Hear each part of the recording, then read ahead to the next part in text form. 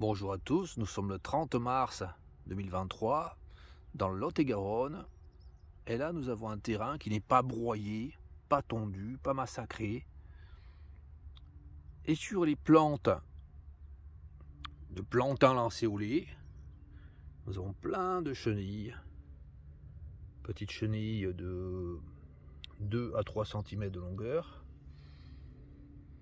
C'est des chenilles du papillon, la mélitée du plantain. Je vais essayer d'en trouver une belle. Là, ouais, il y en a les plus grosses que celle-là, mais bon, elle est pas mal celle-là. Là, la mélitée du plantain, qui en ce moment, le 30 mars, est en train de grignoter les feuilles du plantain lancéolé, ce qui se trouve là. Elle va bientôt se transformer en chrysalide là. Donc il y en a plein, vraiment plein, hein. Des centaines sur cette petite prairie. Hein. Plein de ces chenilles qui vont donner le papillon, la mélitée du plantain. Ailleurs, par exemple en Gironde, dans certains endroits qui sont dits zones sensibles, protégées, eh bien des gars qui viennent pour massacrer là, en ce moment là, et même il y a un mois, pour massacrer toutes les prairies comme ça. Ce qu'ils font, c'est tuer les chenilles de mélitée du plantain et d'autres papillons. Hein. Non, là je montre tout ce qu'il y a. Je fais attention, je mets les pieds tellement il y a là. Là un peu plus loin là, une autre. Elle est plus jolie, celle est plus grosse. Et à côté, une autre petite chenille. C'est quoi l'autre? L'autre, je sais pas ce que c'est. Hein. Là, je montre mon doigt pour l'échelle. Là, je montre ma main pour l'échelle. Là, je vais voilà, comme ça dézoomer. Là, la petite chenille, je sais pas ce que c'est.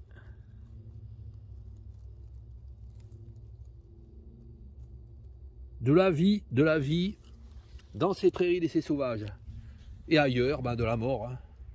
Dès que l'homme, dès que l'être humain vient, faut nettoyer, faut entretenir, faut faire des choses pour la nature, ben, il fait n'importe quoi. Là nous avons ben, un campagnard, hein. On va y voir comment c'est chez lui. Oh là là.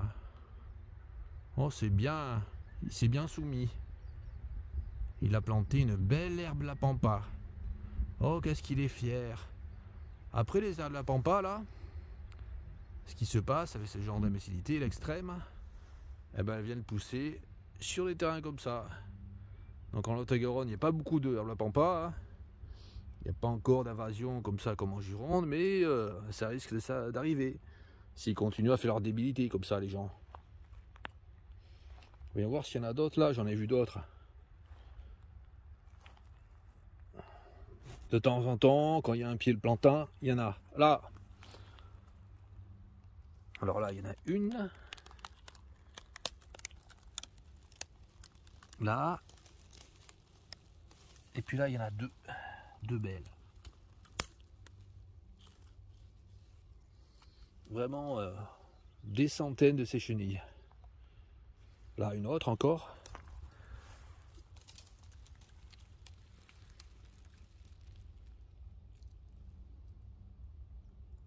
La mélitée des plantains, c'est un papillon qui ressemble visuellement les ailes aux papillons de la sous-famille des Heliconinés, enfin aux nymphalidae de la sous-famille des Heliconinés, mais en fait c'est un nymphalidae de la sous-famille des Nymphalinés, tribu Melitaeini, qui regroupe les mélités.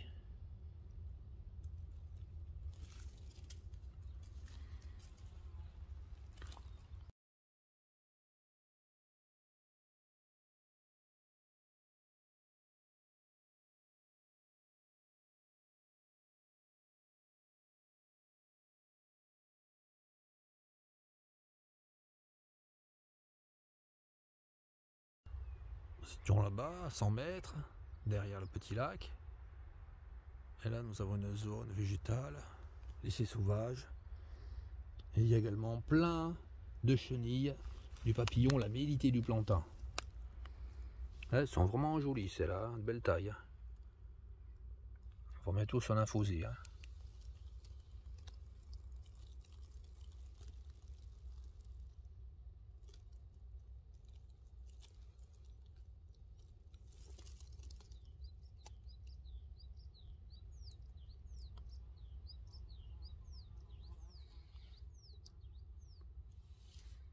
Vraiment, autour de ce petit lac, il y en a au moins 100. Là, je montre mes doigts pour l'échelle. Les chenilles de la Mélitée du plantain.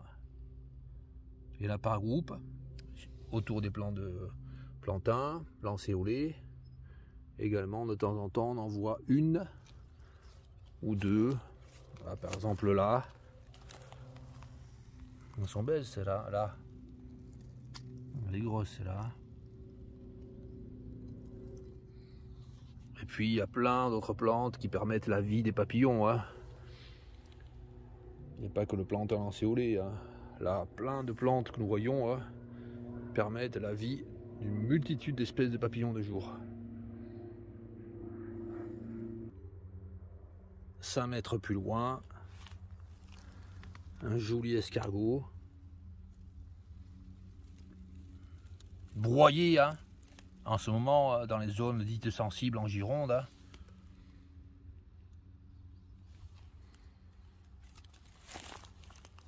Il y a également plein d'oseilles, hein, qui permet la vie de plein de papillons. Hein.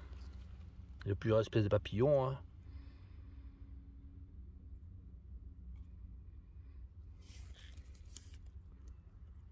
Là, également une oseille. Plusieurs espèces d'oseilles. Hein. Donc, qui permettent à ces oseilles la vie du cuivré commun et du cuivré des marais quand c'est certaines espèces d'oseilles dans les zones humides.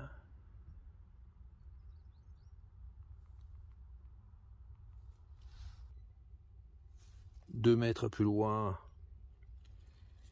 un autre escargot, une autre chenille de la Mélitée du plantain.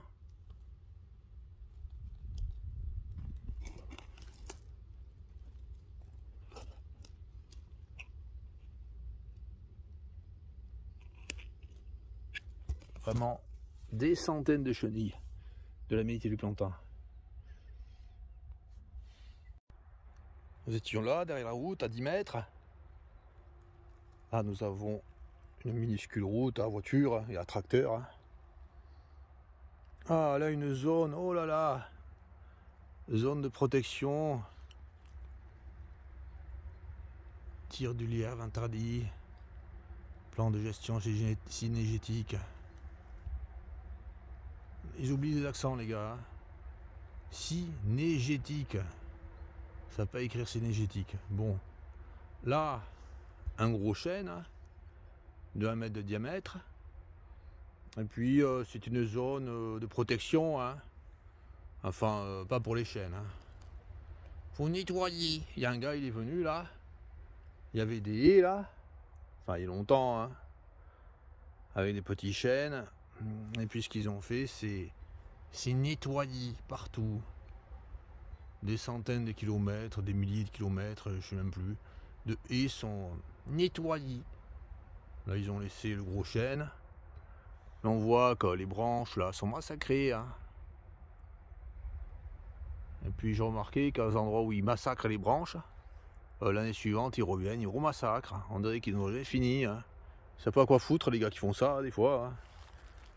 Et puis, ben, tous les chênes, hein, tous les gros chênes hein, ont des grosses blessures. Je vais que le montrer, ça. Là, la blessure, là, elle fait 50 cm au moins hein, de grandeur. Allez, allons plus loin. Alors là, le bord des routes est constitué d'une herbe.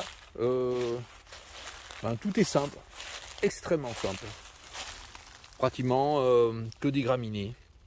Tout ce qui était plantain, lancéolé, oseille a disparu. Il n'y en a presque plus. Là, une oseille. Et ils sont en train là, de faire disparaître depuis quelques années là, tout ce qui est variété végétale au bord des minuscules petites routes de campagne. Et ces minuscules petites routes étaient les endroits qui permettaient beaucoup de biodiversité, puisque là nous avons le champ cultivé, hein, il ne peut pas y avoir grand chose. Hein. Nous avons des routes, des champs cultivés, et c'est là au niveau des bordures de routes que peuvent vivre les papillons, également au niveau des bordures de bosquets. Mais dans les bosquets, il n'y a pas les mêmes papillons que sur les bords de route. Et ce qu'ils font là, comme débilité extrême, hein, c'est vouloir que toutes les bordures de route soient comme ça. Là, très très simple. Une seule espèce de graminée, pas de variété végétale. Donc toutes les personnes qui parlent là dans les médias, oh faut protéger, nana, ils disent n'importe quoi. Enfin, ils se foutent de la gueule du monde en fait. Les écologistes, je parle moi. La plupart, il y en a toujours qui sont bons, mais la plupart des écologistes, ils se foutent de la gueule du monde. Ils laissent faire n'importe quoi, ils disent de rien. Les vrais écologistes, ben, c'est ceux qui protègent la biodiversité partout. Au bord des fossés, devant chez eux. C'est pas ceux qui font des grands baratinages là sur le CO2, là. Ça, c'est faire de l'écologie, s'occuper de ça là. Allez, allons plus loin. Nous sommes au moins 500 mètres plus loin. Nous étions vers là-bas. Derrière le champ là où il y a la petite route. Et ce qu'il y avait en face, c'est le bosquet. Ce bosquet là. Donc en passant là sur les routes, tout est minable. Hein. Là, les gars, ils entourent leur maison là avec des tuyas, partout des tuyas, des lauriers cerises, partout. Ah, partout des sapins, enfin que des plantes étrangères, que des arbres étrangers. Là, une énorme haie de tuyas. Ils savent faire que ça, détruire la nature, implanter des plantes exotiques. Ils font ça partout. La plupart des gens, c'est comme ça, cet endroit. Là, nous avons un ruisseau, hein, un petit ruisseau, qui va se jeter dans la Garonne, vers là-bas. Et ce ruisseau-là, ah ben, depuis quelques années, hein, j'ai pas vu le début. Hein, j'étais venu, j'ai pas filmé, mais j'étais venu l'an dernier, là. C'était broyé depuis la route là, à 30 mètres, tout était broyé, toutes les bordures étaient broyées jusqu'au pied du ruisseau là, tout a été massacré. Alors pas de cardère, pas d'ortie, pas de salicaire, ils sont en train de massacrer tout, de tout dénaturer les bordures de ruisseau. C'est assez grand là, la distance entre le sommet là et le bas là, il y a au moins 5 mètres. Là, il y a au moins 3,50 m de hauteur, depuis le petit pont là jusqu'à l'eau là. Je sais pas si j'ai dit, la Garonne est à 2,5 km vers là-bas. Donc massacre de tout. Tout est massacré. Et après, il parle de planter des n'importe quoi. Là, autour d'un ruisseau comme ça, ben, il peut y avoir plein de plantes sauvages, plein d'arbres, d'arbustes, hein, très important pour la biodiversité, mais ils préfèrent massacrer tout. Minable, partout, tout est minable. Là, nous avons un poteau. Hein. Est-ce qu'il y a un bouchon à ce poteau? Ou est-ce qu'il n'y a pas de bouchon? Parce que ces poteaux là, il y a une histoire hein, avec EDF là. Ils avaient mis des poteaux comme ça, creux. Et il y a plein d'espèces d'oiseaux qui se posaient au sommet des poteaux. Hein. Et puis ils tombaient là. Si on coupe là ce poteau, peut-être qu'il y a plein de cadavres d'oiseaux hein, qui se sont posés au sommet. S'ils n'ont pas une bouchon, j'ai pas l'impression qu'il y a un bouchon là.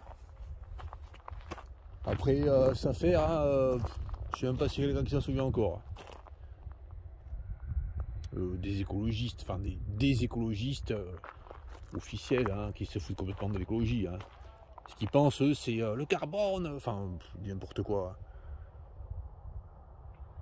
Donc des pièges à oiseaux, hein, des milliers de pièges à oiseaux hein, pour les poteaux qui n'ont pas été bouchés. Et puis des pièges à insectes partout, hein, pour capturer les frelons asiatiques, enfin les femelles prédatrices. Alors même si officiellement ceux qui s'occupent d'écologie, ceux qui étudient ça, disent qu'il faut surtout ne pas laisser ces pièges qui sont mis au printemps, ne pas les laisser toute l'année, parce que ça peut être très destructeur, ben, les gens ils continuent quand même à mettre les pièges de femelles fondatrices toute l'année. Hein. Et ce qu'ils font, ils tuent tout. Hein. Plein d'espèces d'insectes se font tuer, mais pas le frelon asiatique, qui est beaucoup plus nombreux, donc ça nuit pas aux populations de frelons asiatiques. Nous étions au pont là-bas, à moins 400 mètres. Là, nous suivons le ruisseau qui se jette dans la Garonne. Tout le long du ruisseau, là, c'est broyé sur au moins 200 mètres. Et à partir de là, à partir de 50 mètres vers là-bas, il y a des arbres sur le bord du ruisseau. Je pense que c'était comme ça partout. Hein. Avant, il y avait des arbres partout. Hein. Aux endroits où il y a des arbres, il y a plein de plantes en fleurs. Hein. Là, nous avons des grandes euphorbes qui fleurissent. Il n'y a vraiment que cet endroit là où il y a des euphorbes. Parce qu'ailleurs, tout a été massacré. Là, je montre la taille par rapport à mon pied.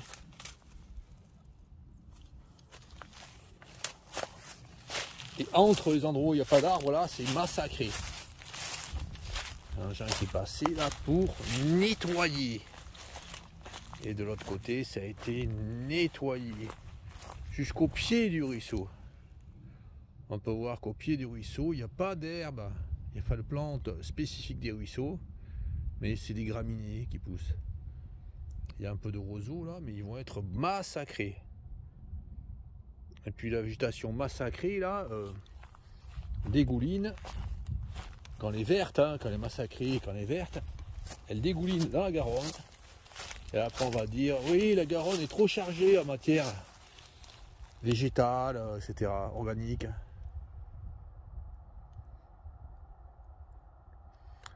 Là nous avons un orbe champêtre. Là, avec les fruits.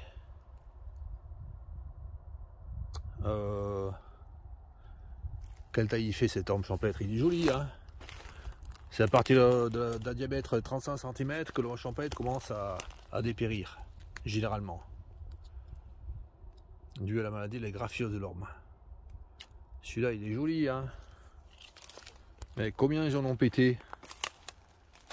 Je sais pas combien ils en ont pété d'orbe champêtre. Et là, il y a des lierres. Qu'est-ce qu'ils ont fait avec les lierres? Il y a un engin qui est venu, qui a tout pété là. Là, on voit un lierre qui est pété. Hein. Là, c'est un massacre hein, qu'il y a eu. Hein.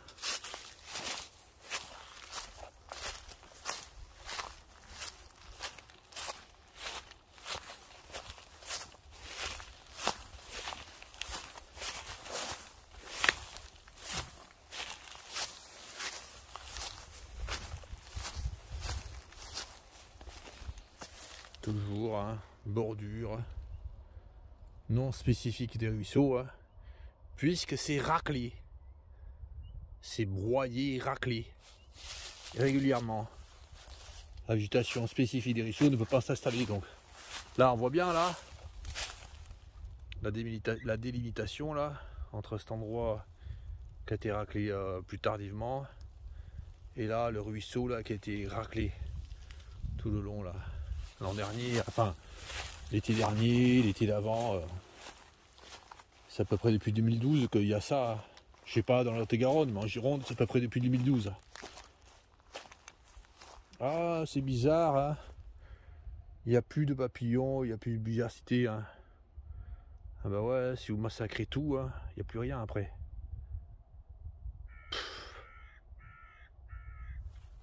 Mais ça, c'est sur des centaines et des centaines de kilomètres. Hein. Là, de ce côté, c'est broyé, de l'autre côté. Là, les ronces aussi, là, partout.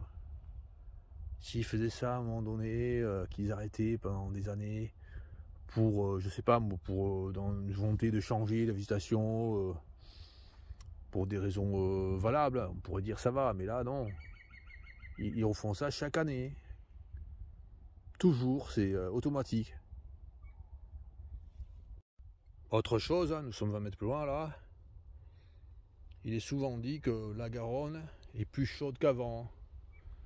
Et ce qu'ils font, c'est tous les petits affluents là. La Garonne ont leur végétation qui fait de l'ombre au niveau du lit là, qui est broyé. Ben, ce qui fait que le soleil il tape là sur l'eau. Et ce qui fait que ben, l'eau qui arrive dans la Garonne là est plus chaude. À force de faire ça sur plein de petits ruisseaux, ben, ça réchauffe l'eau de la Garonne. Peut-être que c'est dû à ça que le poisson, l'éperlan, voilà, je parle de l'éperlan, hein, enfin qui porte le nom officiel, l'éperlan. Je parle pas des atérines. Hein. C'est pour ça que l'éperlan, qui remontait la Garonne jusqu'au pont de Libourne au moins, et jusqu'à Bordeaux, ah ben, ne remonte plus, il n'y en a plus. Hein. Tout simplement parce qu'il était à la limite sud de son aire de répartition, hein, dans la Garonne et dans la Dordogne. Et l'eau était trop chaude pour lui déjà. Hein. Et le fait que ça se réchauffe un petit peu là, dû ben, principalement à ça, je pense. Hein. Ce genre de pratique débile là. Ben, ça a fait que ben, les perlans, il n'y en a plus. Hein. Il n'y en a plus du tout dans la Garonne. Hein. Il y en a peut-être un peu dans la Gironde, mais dans la Garonne, il n'y en a plus. Les perlans ont disparu.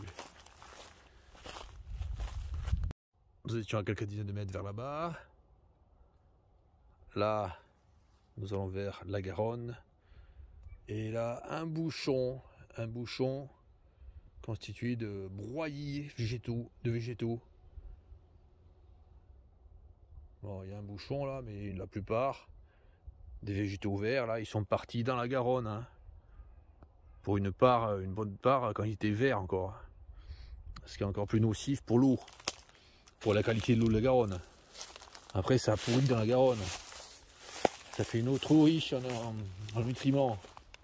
C'est comme ça que les ruisseaux se trophisent.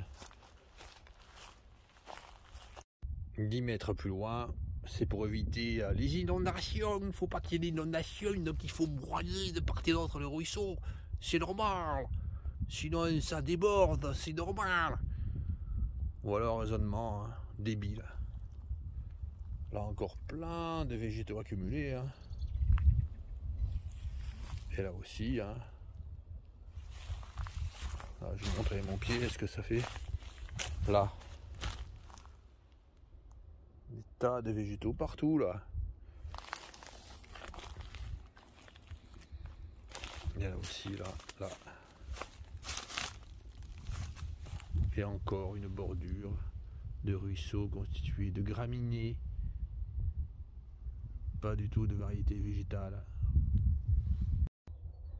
Nous étions là-bas, à 150 mètres environ.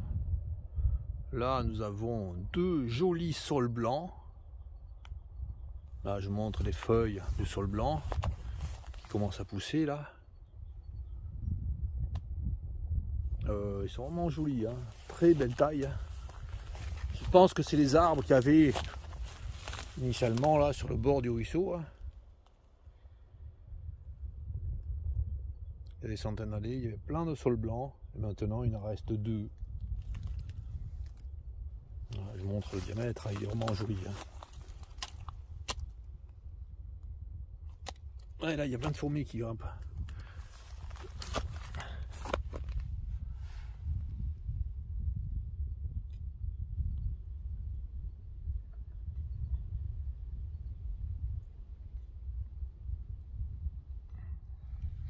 Là, nous avons un autre saule blanc, hein, de même taille. Par contre, il est mort. Je pense que c'est possible qu'il soit mort en raison de raclage. Ah, ils font des raclages avec les engins hein, au pied, des blessures. Ensuite, ben, des champignons s'installent et l'arbre il finit par mourir.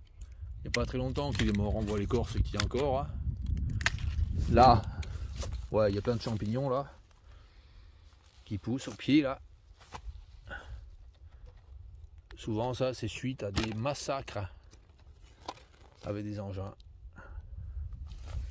Ouais, ça a été massacré ça je pense. Il n'y a pas des coups là quelque part. Ouais, je pense qu'ils ont fait des massacres à des endroits. Même s'ils font ça là, à plein d'endroits là. ben, ça favorise l'entrée de champignons. Hein.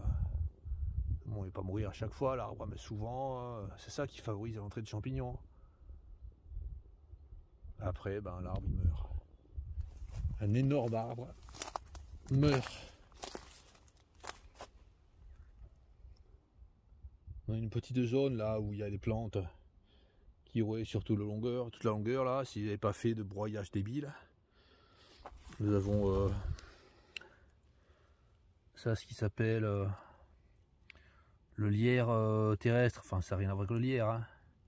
C'est une plante de la famille Lamiacées, qui est très butinée par les bourdons, les abeilles. Et puis là, la ficaire, bon il y en aurait plein hein, le long du ruisseau, hein. Plein d'autres plantes également. Hein. Maintenant, bah, c'est uniquement des graminées. Une seule espèce de graminée. Ah oui, ce qu'il y aurait beaucoup aussi, c'est le surouyèble. Il y en a quelques petits. Il y a quelques petits surouyèbles qui poussent là. Même odeur que le sureau, mais une plante herbacée qui pousse le long du ruisseau souvent. Bah là, il n'y en a que à cet endroit parce qu'il y a des branches, il est moins passé peut-être l'appareil. Hein, le gars, mais après tout le long là où il n'y a pas de branches, il a bien raclé tous les surouyèbles qu'il y avait, hein, de telle sorte qu'il ne repousse plus. Hein. Là on voit des branches ouais, de surouyèbles de l'an dernier. Hein. Là avec la moelle au milieu là.